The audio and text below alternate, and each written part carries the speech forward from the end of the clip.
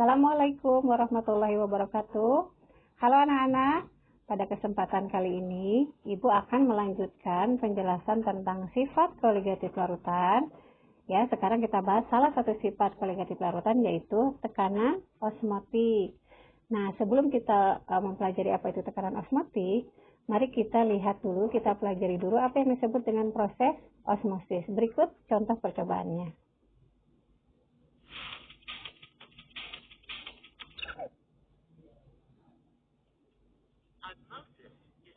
Osmosis adalah pergerakan molekul air dari larutan yang bersifat encer ke larutan yang lebih pekat dengan melalui suatu membran semi-permeabel.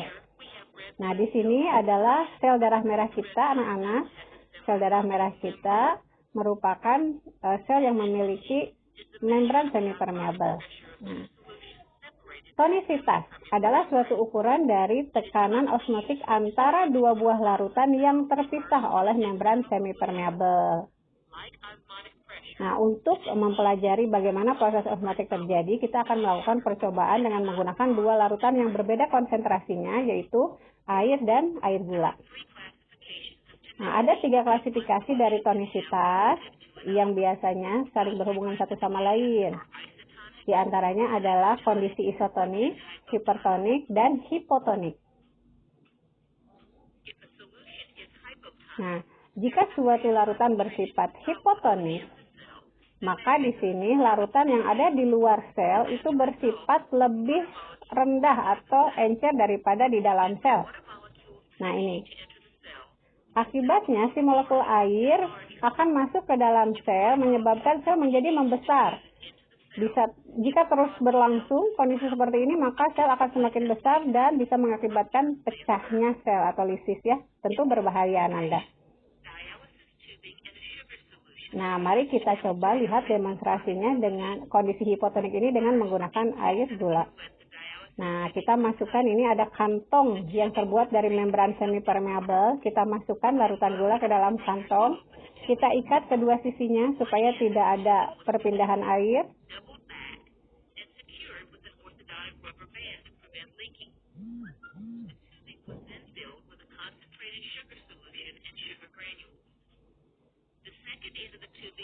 Nah, larutan gula yang sudah kita masukkan ke dalam kantong semi-permeabel ini. Kemudian, setelah kita tutup kedua sisinya, kita timbang, kita ukur beratnya sekitar 14,71 gram, ya. Larutan gula ini kemudian kita masukkan ke dalam air yang konsentrasinya lebih encer. Kita diamkan.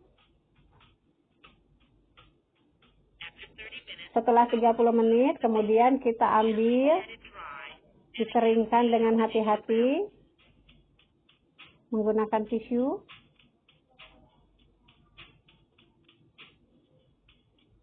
Kemudian kita ukur kembali beratnya, kita timbang lagi. Nah, ternyata sekarang beratnya menjadi 17,55. Berarti ada kenaikan berat, ya. Nah, kenaikan berat itu berasal dari molekul air yang berasal dari air tadi, Ananda. Nah, ini kondisi kedua, yaitu kondisi hipertonik. Jika larutan yang ada di luar sel itu bersifat lebih pekat daripada sel. Nah, akibatnya molekul air dari sel itu berpindah ke larutan di luar sel. Sel menjadi menciut atau mengkerut, Ananda. Ini juga berbahaya, bisa mengakibatkan matinya sel, ya. Nah, bagaimana kalau misalkan percobaannya? Nah, sekarang kita balik. Yang kita masukkan ke dalam kantong semi-permeabel adalah air yang konsentrasinya rendah. Ya, kita ukur, timbang tadi beratnya sekitar 17 gram. Kemudian kita masukkan si air tadi di dalam kantong ke dalam larutan gula yang lebih pekat. Didiamkan lagi selama 30 menit. Kemudian kita ukur lagi beratnya. Ternyata sekarang beratnya tinggal 14,36, berkurang. Kenapa berkurang? Karena air dari kantong ini berpindah ke larutan gula, ke yang lebih pekat tadi, ya. Nah, ini kondisi hipertonik, Ananda.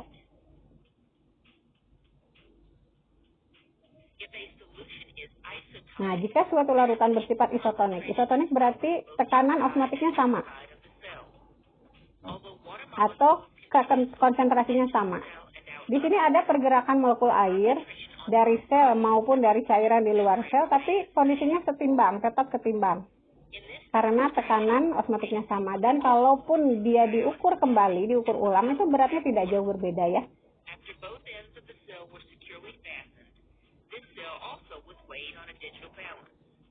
Nah, awalnya sekitar 18 kita masukkan ke dalam ini yang sama tekanannya. Nah, setelah diukur kembali, beratnya tidak jauh berbeda, Nanda.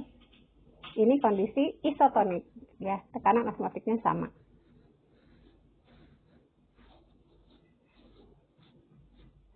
Nah, apa itu tekanan osmotik?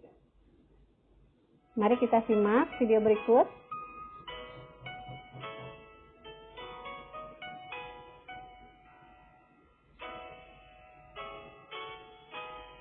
Kita ulang lagi dari definisinya ya, Ananda. Proses osmosis adalah perpindahan larutan yang memiliki konsentrasi rendah ke larutan yang memiliki konsentrasi tinggi. Yang berpindah ini sebetulnya molekul airnya ya, Ananda ya. Nah, ditegaskan lagi, pada proses ini terjadi perpindahan molekul pelarut. Nah, kalau pelarutnya air, berarti air yang berpindah dari larutan yang bersifat encer ke larutan yang bersifat pekat.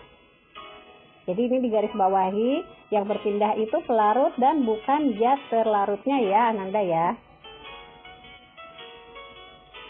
Nah, jika ada tekanan yang ditetapkan untuk menghentikan suatu proses osmosis, maka tekanan itu disebut tekanan osmotik larutan yang diberi simbol V.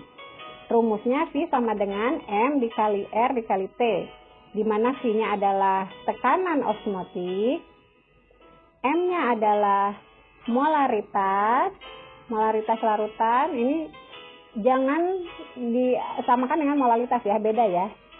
Molaritas untuk tekanan osmotik, bukan molalitas. Kemudian R-nya adalah tetapan gas, ini nilainya sudah ditentukan, merupakan suatu konstanta, dan T-nya adalah suhu dalam satuan Kelvin. Jadi kalau kita memperoleh di soal suhu dalam bentuk derajat Celcius, kita harus ubah dulu ke dalam Kelvin dengan menambahkan 273. Nah, ini contoh soal, Amanda. Kita lihat berapakah tekanan osmotik larutan yang dibuat dari 18 gram glukosa yang dilarutkan dalam air hingga volumenya 250 ml. Nah, di sini diketahui ya, mR glukosanya 180, volume larutannya 250 ml dan suhunya 27 derajat Celcius. Kita ubah dulu nanti ke Kelvin. Kita cari molaritasnya dulu dengan rumus massa per mR dikali 1000 per volume larutan. Ya, kita masukkan nilai masing-masing ya. Massanya 18, kemudian mR-nya 180 dikali 1000 per volume larutannya yang 250. Hasilnya adalah 1/10 dikali 1000 dibagi 250 itu 4 ya, Ananda ya. Sama dengan 0,4 molar. Nah, kalau diberi satuannya adalah M besar. Baru kemudian kita hitung tekanan osmotiknya atau V-nya dengan rumus M kali R kali T. M-nya kita masukkan 0,4. R-nya diketahui 0,082. T-nya, nah ini kita ubah dulu si 27 derajat Celcius itu menjadi Kelvin. Kita tambahkan dengan 273, yaitu 300. Nah, kita masukkan di sini T-nya 300. Setelah dihitung, hasilnya adalah 9,84 atmosfer. Itu besarnya tekanan osmotik dari si larutan gula ini. Demikian Ananda, pertemuan kita dalam membahas tekanan osmotik. Kita tunggu pertemuan berikutnya. Terima kasih atas perhatiannya. Assalamualaikum warahmatullahi wabarakatuh.